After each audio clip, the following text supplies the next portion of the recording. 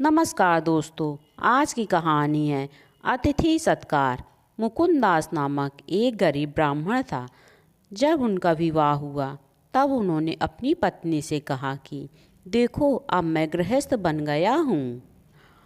गृहस्थ का खास काम है अतिथि सत्कार करना।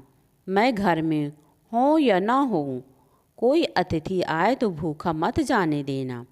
पत्नी ने भी अपनी पति का आज्ञा का पालन किया। गृहस्थ में अतिथि सत्कार करना, वानप्रस्थ का तप करना और सन्यासी का काम है सिर्फ भगवान का भजन करना। यही सन्यासी का धर्म है।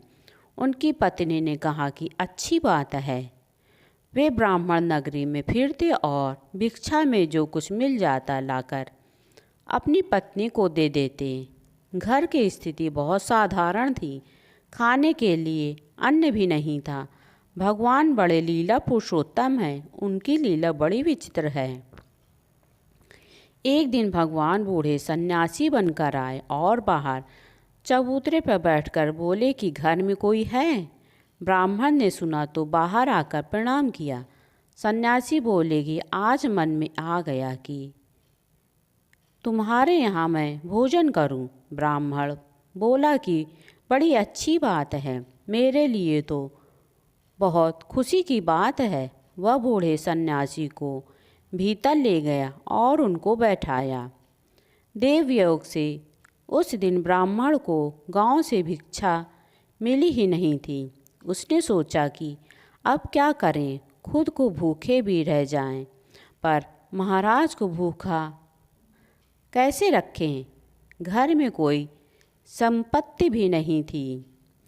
केवल घर में फटे पुराने कपड़े और बर्तन, टूटी हुई चटाई या घर की सामग्री थी।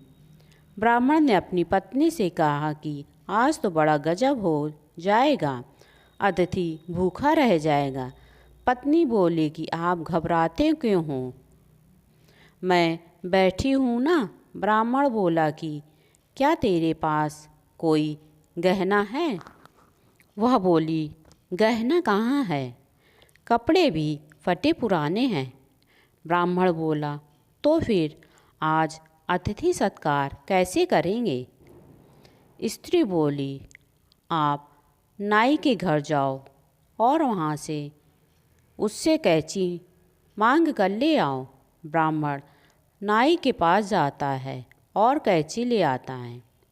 स्त्री ने अपने सिर के केस भीतर भीतर से काट लिए और बाहर के केस को बांध लिया। कटे हुए केसों की रस्सी बनाई और ब्राह्मण को देकर बोली कि इसको आप बेच आओ। ब्राह्मण उसको लेकर बाजार गया और बेच आया। जो थोड़े से पैसे मिले उनसे थोड़े चावल और दाल ले आया। पत्नी ने दाल चावल बना दिए। सन्यासी को कहा कि महाराज, रसोई तैयार है, भोजन करो। महाराज भोजन करने बैठ गए। ब्राह्मण केले का पत्ता ले आया और उस पर भोजन परोस दिया। महाराज भोजन करने लग गए। उन्होंने पत्तल में एक दाना भी नहीं छोड़ा। ब्राह्मण ने कहा, महाराज और लो। वो बोले, हाँ और ले आ। ब्राह्मण ने बचा हुआ सारा भोजन परोस दिया। महाराज ने भी सब खा लिया और बोले कि बस अब तृप्ति हो गई। फिर बोले कि भाई, मैं बूढ़ा शरीर हूँ, अब मैं कहाँ जाऊँगा, आज तो हम यहीं पर रुकेंगे। ब्राह्मण ने कहा कि हाँ महाराज, आप यहीं विराजे। महाराज दिन भर वहीं रहे। शाम हुई तो बोले कि दाल चावल बना लेना, ज़्यादा वस्तु की ज़रूरत नहीं। ब्राह्मण बोला कि ठीक है महाराज। ब्राह्मण की पत्नी ने बचे सिर के बाकी केस भी काट दिए और उनको बेचकर महाराज के लिए दाल चावल बना दिए। महाराज ने पूरे दाल चावल फिर से खा लिए, उसमें से कुछ भी नहीं छोड़ा। फिर महाराज बोले कि रात को अब हम कहाँ जाएंगे? हमारा कोई मकान भी नहीं, बूढ़ा शरीर है, आज हम यहीं पर रहेंगे। ब्राह्मण बोला कि हाँ महाराज, आप यहीं पर विराजें। चटाई का एक टुकड़ा था, उसको ब्राह्मण ने नीचे बिछा दिया। महाराज उस पर लेट गए। ब्राह्मण उनके चरण दबाने लगा। थोड़ी देर में महाराज को नींद आ गई। उनके चरणों की एक तरफ ब्राह्मण सो गया और एक तरफ उसकी पत्नी सो गई।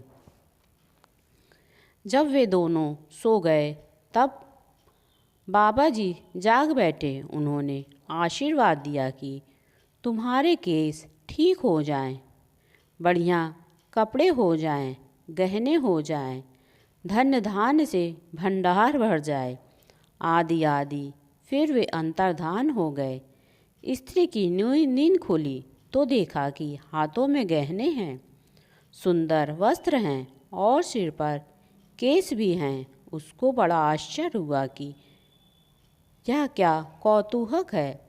उसने पति को जगाया। ब्राह्मण ने उठकर देखा कि बाबा जी नहीं हैं, तो वह बाहर भागा कि बाबा जी कहाँ गए। बूढ़ा शरीर है, कैसे जाएंगे वो? स्त्री ने कहा कि आप देखो तो सही, अपनी तरफ, घर की तरफ देखो।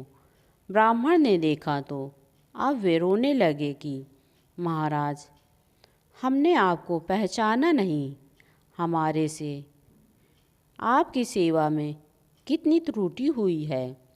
हम अनजान थे महाराज, हमें क्षमा करो। भगवान प्रकट हो गए और दोनों से बोले कि तुम्हारे भोजन से मैं बहुत तृप्त हुआ, अब तुम खूब अतिथि सत्कार करो। फिर अंत में तुम दोनों मेरे धाम में आ जाओगे। दोस्तों, जब आपके घर में कोई मेहमान आ जाए, वह घर का हो या बाहर का, उसका अच्छे से स्वागत किया करें। दोस्तों, आपको यह कहानी कैसी लगी, प्लीज़ हमें कमेंट में ज़रूर बताएं। कहानी सुनने के लिए धन्यवाद।